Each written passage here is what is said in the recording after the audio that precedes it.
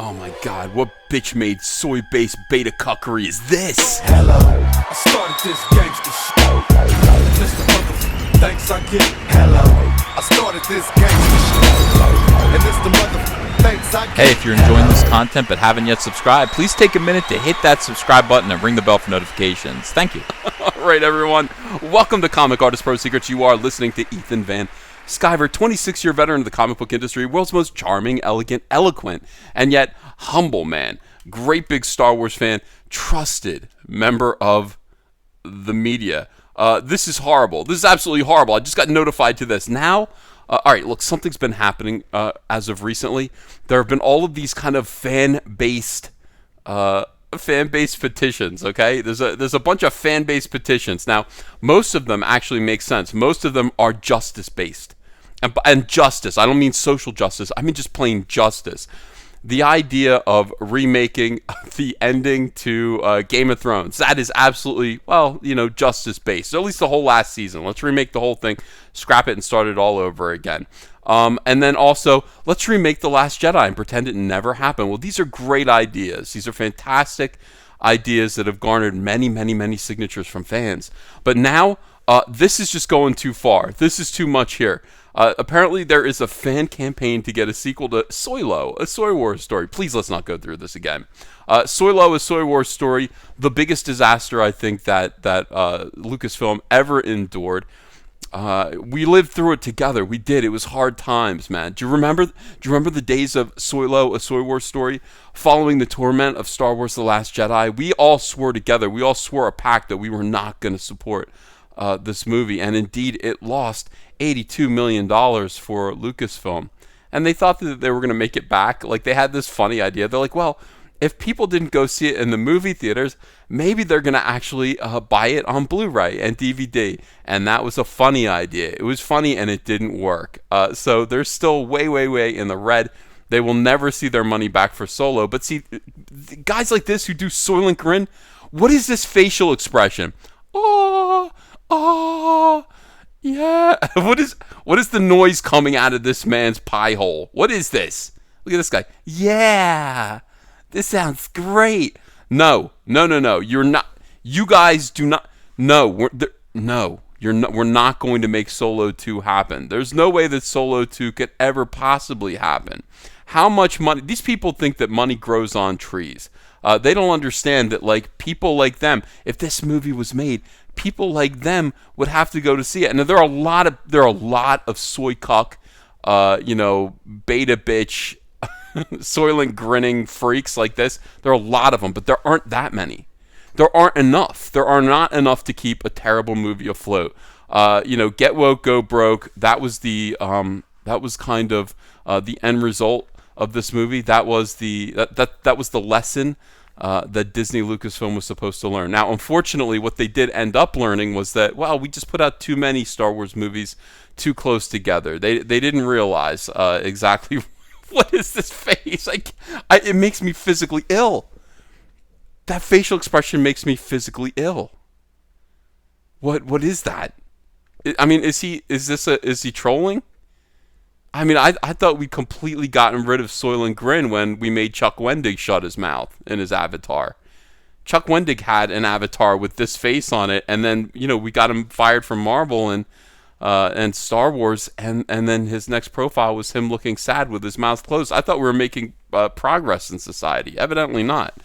Alright, so Star Wars fan podcast, The Resistance Broadcast, that must be these people, The Resistance Broadcast, has been urging Disney to make a sequel to the 2018 movie, and the campaign is gaining some traction. It looks like we might get an Alden second Ehrenreich if this happens. Not the second Ehrenreich. Today's the day. Make Solo 2 happen. We're putting together a crew. You in? Let's make Solo 2 happen. Oh my god.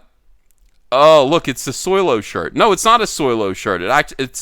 No, we made stylish shirts that were parodies of this that absolutely drove SJWs crazy. And it said SOYLO, a Soy Wars story, and everybody bought them.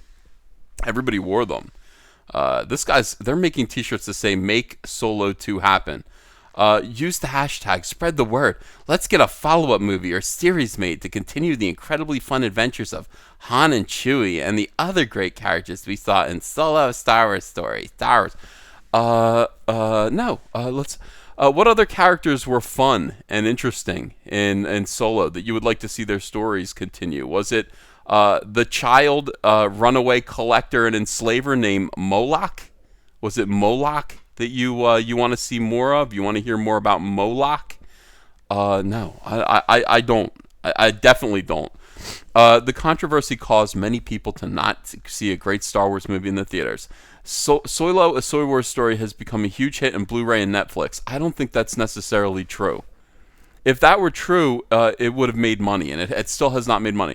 The story is not complete, and the possibilities of stories before A New Hope are endless. Well, honestly, that's actually true. I do want to see more Skywalker-based stories. Things that actually happen within the George Lucas created world. But this ain't it, Chief. This ain't it. This wasn't it. I think Solo was a lot of fun and very entertaining. I know I'm in the minority.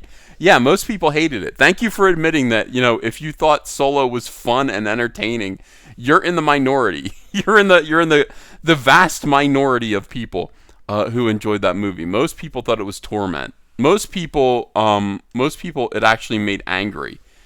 Most people it was like a hornet buzzing around in their underpants. That's what it felt like for most people. It was just itchy, stingy, annoying torment. As excited as I am for Star Wars 9, and I am very excited, I'd still like to explore the further adventures of this guy too. Well, that sounds... Make Solo 2 happen, you say? I can get behind that. The first one was insanely fun, and a sequel could do so much more for the world. Yeah, I don't know. By the way, these guys, a nice spacer between the D&D Johnson trilogies. This guy still thinks the Rian Johnson trilogy is going to happen. I don't think it's going to happen. What, are they going to put it out in the year 2030? Like, when is the Rian Johnson trilogy going to come out? Put it out. You know what? It's still coming out, but it's not coming out until the year 2042. It's going to come out in the year 2042, Ryan. But it is still going to come out. Some very nice artwork here. I, John, really disliked Solo upon first viewing. In fact, I called it my least favorite Star Wars film. Now, a year later, and about a dozen or so rewatches, if you hated it so much the first time, why do these people torture themselves? I have the same conversation with people who say, that movie, it got horrible reviews. It looks like it's going to suck. I don't want to watch that. I'm not going to go to the movies to see that. I'm just going to wait until it's free. I'll watch it when it's free. I want to talk to these people and say, you know what? Your time is worth more than that. And there are so many movies out there. There are so many actually good things that you could be watching. Why would you ever, since you really dislike Solo on the first viewing, why would you spend another 36 hours with this movie? Why would you spend 36 more hours with a movie that you really disliked until you were, clockwork oranged into deciding that it was okay and that you really like it? Why do that to yourself? I don't understand that. If a movie's bad, if a movie looks terrible and I don't want to see it, it's not a matter of money. It's a matter of my time and the fact that there's so many other better things vying for my entertainment dollar, but also my entertainment time. You have very little time, most people, to sit down and watch movies. So when you do, when you're not at work, when you're not doing all the things that you have to do and you actually have 3 hours in a row to sit down and watch a movie, make it count, make it good, make it a great movie. Why watch crap? Why spend your life watching crap, trying to convince yourself that it wasn't as bad as you thought it was? Even the Knights of Ren want to make Solo happen. Well, yeah, they want cruelty and fascism. Grace Randolph, make Solo 2 happen, trending in the USA. What the F is this? I love Grace Randolph, but I must say, I did like Alden Ehrenreich's performance. You did? Seeing Han Solo evolve and his chemistry with Chewie. Ew, they had a nice shower scene together, Grace. Don't talk about their chemistry. Was the best thing in the movie. I'd be down for a buddy sequel. I am too. I've come to the conclusion. Now, I'm not going to... this isn't me. I'm not like this about... I'm not like I just got a new Nintendo Switch about the concept, but I could stand to watch Disney flop around again with Solo. It is kind of funny to watch Lucasfilm blow it and fail. I guess, yeah, make Solo 2. Nobody cares anymore. I mean, only the weirdest people still care about Star Wars. This is irony. When this guy pretends that he wants Solo 2, when these people pretend that they want Solo 2 to happen, they don't really want it to happen. I mean, they really don't. They're just kind of being, is it obtuse, contradictory, counterintuitive? They're just being ironic. They're just being hipsters. Don't make it happen. I don't know. What do you guys think? Is this insane? Do you want Solo 2 to happen? If it does happen, can we get Chuck Wendig to write it and Rian Johnson to direct it? That is the only way. I want this thing to be hilarious from start to finish. And then fire Chuck Wendig 85% of the way through and hire, who can they hire? Hire the Fonz. Hire Henry Winkler to finish it. So that's the plan. So let's do Solo 2. Let's get Rian Johnson to direct it. No. Yeah, Rian Johnson to direct it. Chuck Wendig to write it. No, fire Rian Johnson 85% of the way through. Hire Henry Winkler to finish it, and then lose another 164,000 or million. No, probably billion. $164 million. Sounds like a good time. All right, thanks everyone. If you enjoyed this flabbergasted, rambling content. I mean, every single day when I look at what's going on in Star Wars, I just shake my head sadly. I just shake my head. But if you enjoyed this content anyway, please subscribe to this channel. Make sure you're still subscribed. Ring the bell for notifications. And, I'll see you again soon with another video. Bye-bye. Hey, I got a P.O. box. Want to send me some mail? Send it to Ethan Van Sciver, P.O. Box 607, Marlton, New Jersey, 08053. And I'll probably open it up on a live stream. Thanks very much, everyone.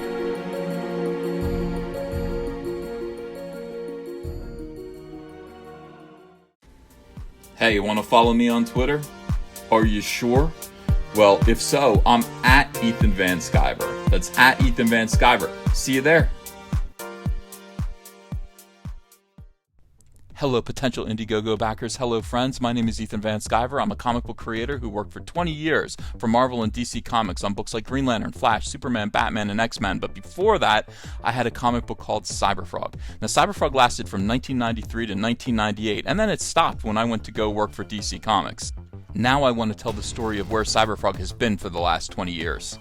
I want to write, pencil, ink a book called Cyberfrog Blood Honey that tells the story of gigantic alien hornets that come to Earth and conquer it, sending Cyberfrog into deep hibernation, where he emerges now in the year 2018 into a completely alternate reality, a new world where these hornets have taken over, devastated humanity, using human skin to make gigantic wasp hives, and harvesting human blood to make honey to feed their young. Very few humans still exist. But it's up to Cyberfrog to save what's left of humanity and turn back the damage that's been done by these wasps with his brother Salamandroid and his friend Heather Swain. I want you to help me do this. We're going to get colors by Kyle Ritter. He's a fantastic colorist, and he's going to make this book sing. I'd like this to be a 48-page one-shot prestige format, part 1 of 4. So I'm asking you to help me launch the very first Cyberfrog Blood Honey epic graphic novel. Are you in? Will you help me? I hope so. Let's get this frog jumping again. If you enjoyed this video and want to become part of this community, subscribe to this channel by clicking the Laughing Man face logo right on your screen. Ring the bell for notifications as well. You'll never miss a live chat. And stay tuned, another video by Comic Artist Pro Secrets is coming right up.